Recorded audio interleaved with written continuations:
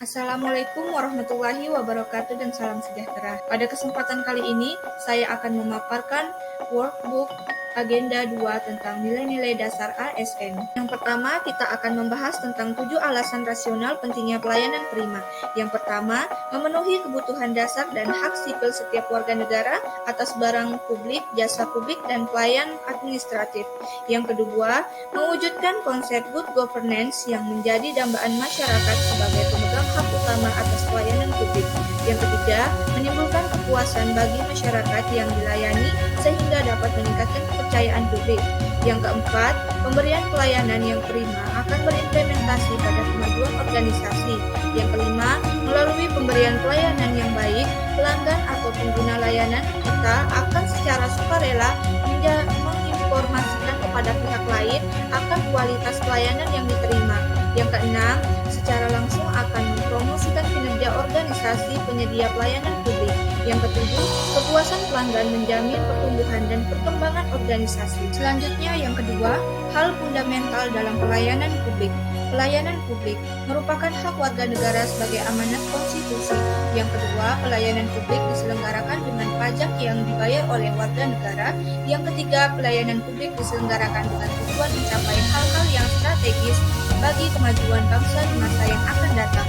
Yang keempat, pelayanan publik memiliki fungsi tidak hanya memenuhi kebutuhan dasar warga negara sebagai manusia, akan tetapi juga berfungsi untuk memberikan perlindungan bagi warga negara. Yang ketiga, konsep responsibilitas dan akuntabilitas. Dalam banyak hal, kata akuntabilitas sering disamakan dengan responsibilitas atau tanggung jawab. Namun pada dasarnya, kedua konsep tersebut memiliki arti yang berbeda. Menurut saya, responsibilitas adalah kewajiban untuk memenuhi tanggung jawab dalam melaksanakan tugas sehingga dapat memberikan pelayanan yang maksimal dan berkualitas. Sedangkan akuntabilitas adalah kewajiban untuk memenuhi tanggung jawabnya kepada seseorang atau organisasi terhadap amanah yang dipercayakan kepadanya. Yang keempat, peran dalam menciptakan lingkungan akuntabel. Yang pertama, kepemimpinan, yaitu memberikan contoh pada orang lain atau lead by example. Yang kedua, transparansi, dengan keterbukaan atas semua tindakan dan kebijakan yang dilakukan. Yang kedua, integritas atau konsistensi dan keteguhan yang tak tergoyahkan dalam menjunjung tinggi nilai-nilai luhur dan keyakinan. Yang keempat, tanggung jawab, dengan bertanggung jawab atas keputusan yang telah dibuat. 5.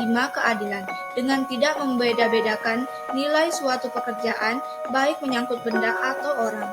Yang keenam, kepercayaan. Rasa keadilan akan membawa pada sebuah kepercayaan. Kepercayaan ini yang akan melahirkan akuntabilitas. Yang ketujuh, kejelasan.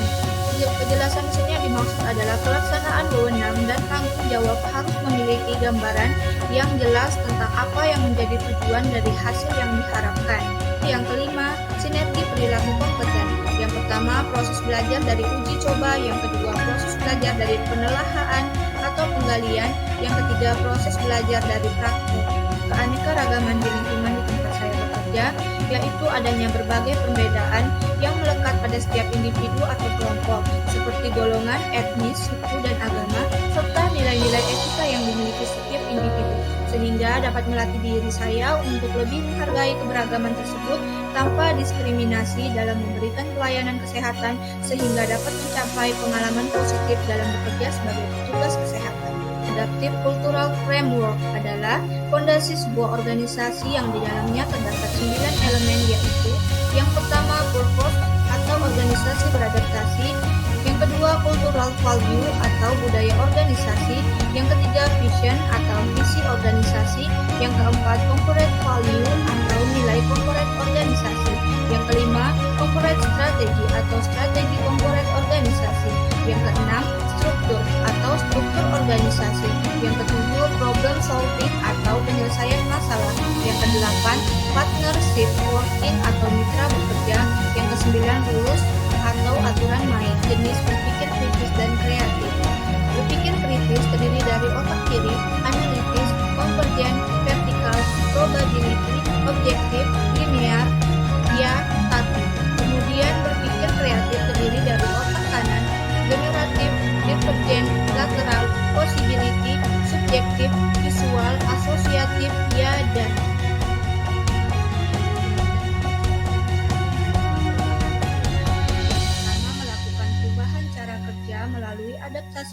perubahan lingkungan dengan cara beralih dari tradisi lama ke tradisi yang baru. Yang kedua, menghasilkan kinerja dan produktivitas terbaik. Yang ketiga, meningkatkan standar mutu pelayanan. Yang terakhir, tantangan praktek dalam WOG atau World of Government. Yang pertama, kapasitas SDM dan institusi-institusi yang terlibat dalam WOG tidaklah sama. Yang kedua, nilai dan budaya organisasi seperti halnya kapasitas SDM dan institusi. Yang ketiga, kepemimpinan menjadi salah satu kunci penting dalam pelaksanaan WOG.